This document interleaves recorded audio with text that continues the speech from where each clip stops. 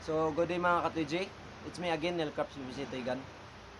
So, i-flex ko lang po yung bagong pintura na laruan natin. So, ito po ay butin powered. Tapos, yung bala niya is 8mm steel ball po. So, yung 8mm steel ball, mabibili po natin sa Lazada at saka sa Shopee. So, may nabili ako dito na 1 kilo. So, ito po, 8mm steel ball, 1 kilo po ito. So, 8mm talaga yung nakasulat, pero pag isukat mo, nasa mga 7.93 or 7.95. So, okay ka, okay. So, ito, nabili ko sa 180 po.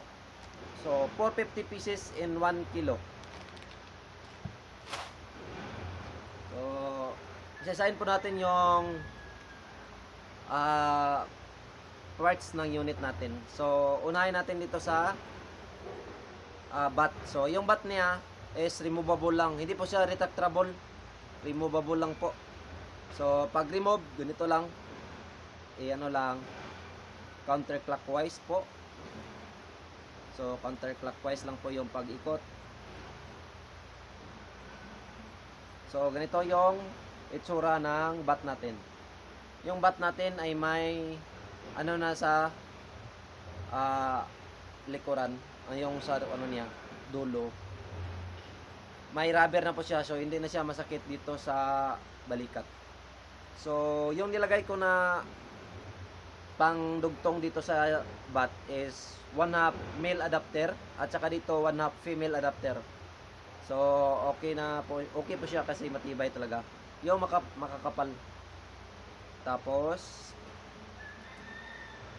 tika lang muna. Tapos sunod is itong butin canister natin. So DIY lang po yung butin canister natin. So ano po ito? PVC lang din. Tapos yung sa dulo niya 1mm sirens. So pinutulan po niyang ganito kataas yung 1mm sirens. So depende kasi po sa unit natin. Kasi itong 1mm sirens, ito po yung nakapagpaputok sa ating laruan. Kasi ito po yung nagdala sa lahat. So, siya po talaga. Kasi pag wala itong 1mm sirens, hindi talaga puputok yung unit natin.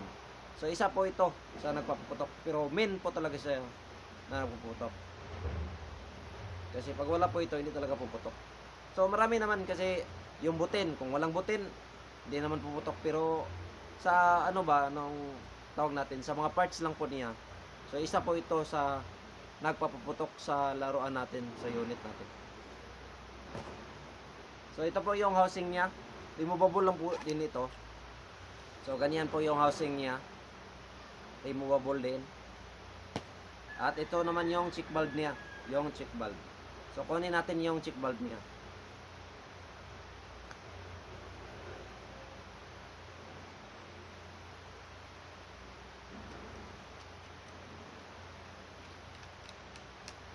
So, shoutout muna tayo. So, shoutout muna tayo kay Birds Toygan.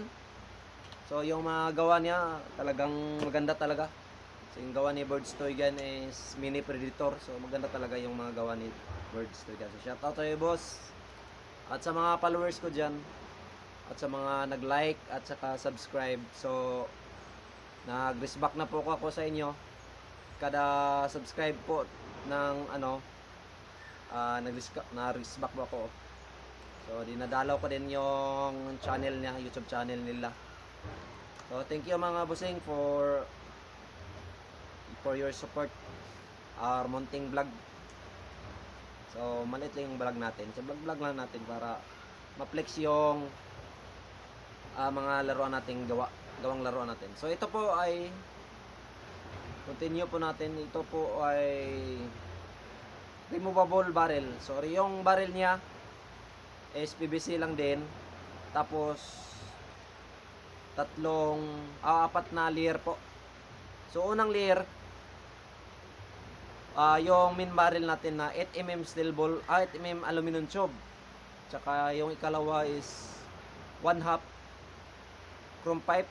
Tsaka yung ikatlo 1/2 PVC pipe. Yung apat ganito, yung dito yung housing niya is 3/4 PVC pipe, tsaka yung semi silencer naman niya para maging accurate yung ano natin, marang matibay, darag tibay para hindi siya mabaluktot.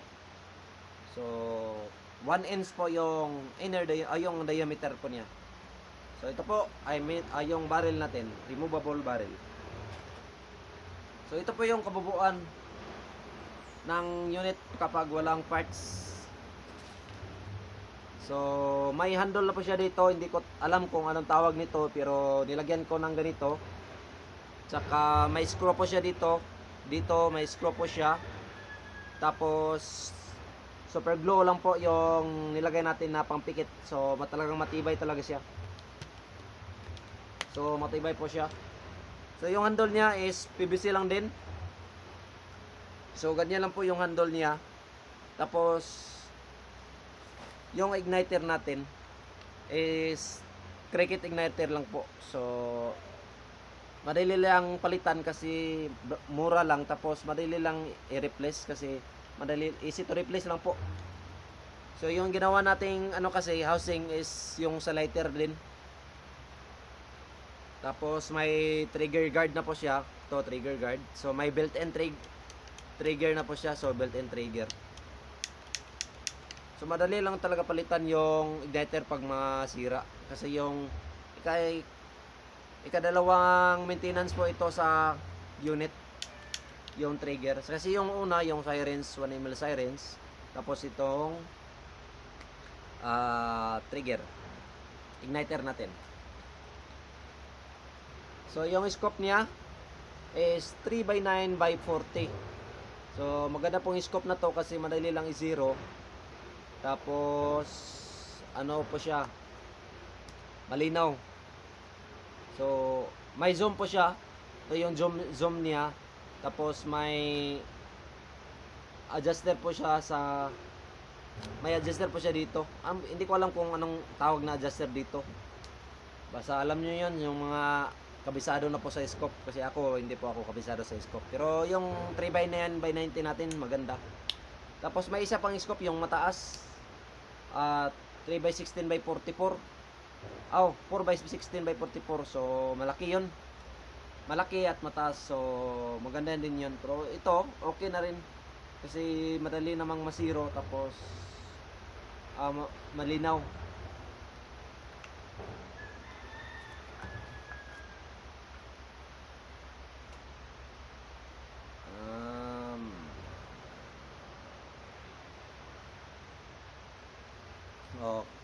So kita naman siguro, no? So i-assemble natin. Ano pa? May lalagyan na po siya ng laser or flashlight. So lagayan ng laser or flashlight. So dito rin may lagayan din. So ito dito is 19 mm. So dito nasa 15 mm lang po ito.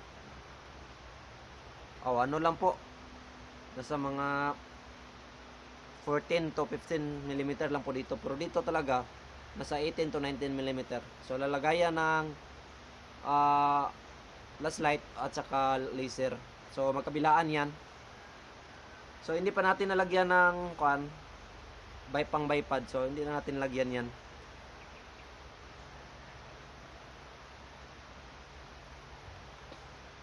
So i-assemble natin. So unang i-assemble natin yung bat. So ito yung bat niya.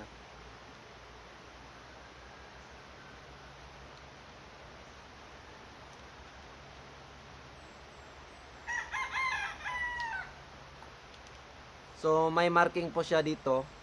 May marking po siya ito. Marking po nito dapat ano siya. Ano ba tawag niyan? Maka-align yung marking.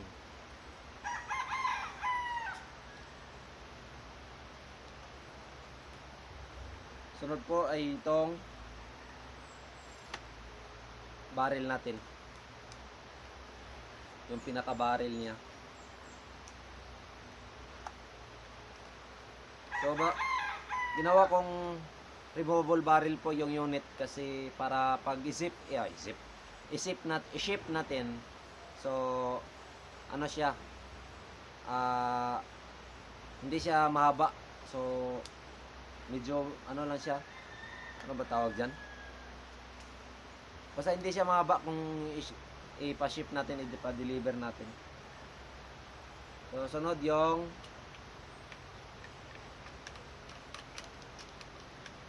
button valve, check valve. So yung mga ginagawa natin na ano dito, na nilagay natin ng mga adapter is yung 1/2 lang. So dito is 3/4 lang. Ay, dito 3/4 talaga yung nilagay natin. So dito mga 1/2.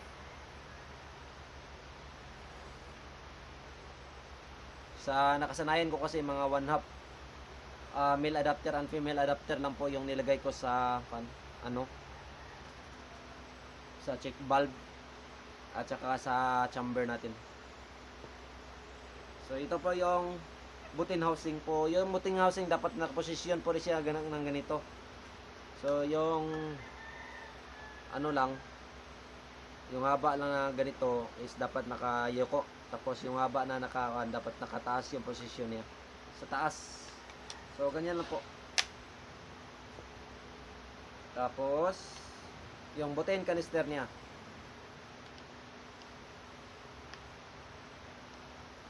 so yun, anong yung ano natin, kabuuan ng unit natin na butane operated PVC toy gun. So paggamit nito, dapat nakayuko yung unit, nakaganyan. Tapos open bolt, tsaka press 1 to 5 seconds, 3 to 5 seconds, 1, 2, 3, 4, 5. So di pa natin paputok na walang bala kasi may bata na natutulog, kasi may bata ako na natutulog. So ano, yan lang natin, lagyan natin ng bala.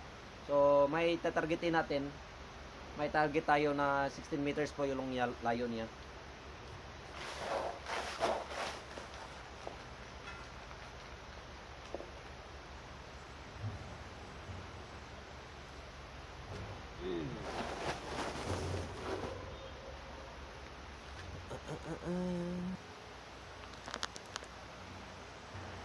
So may tatargetin tayo mga busing, andun sa lapit sa puno.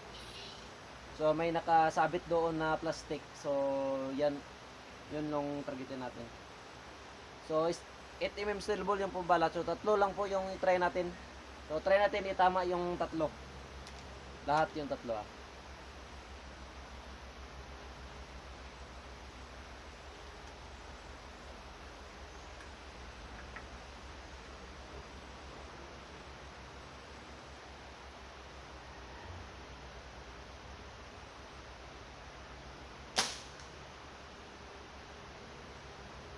sa ibabaw. So miss po siya.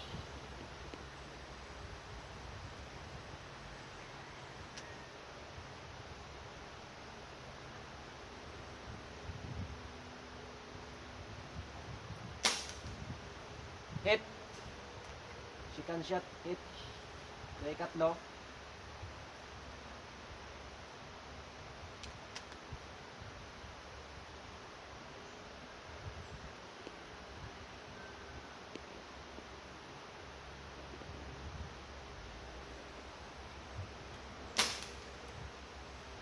So hit.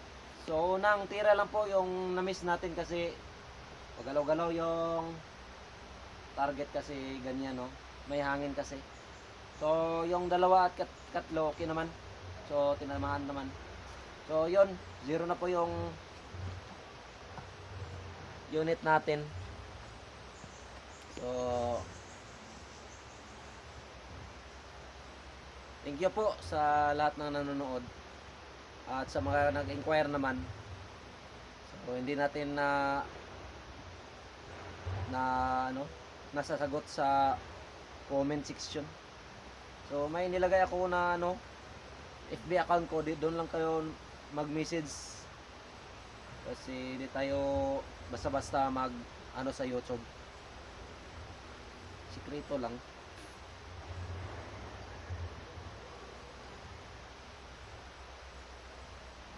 So, thank you for watching mga Katoy J. This is Nilcraps Busy Toy Gun, your toy gun maker.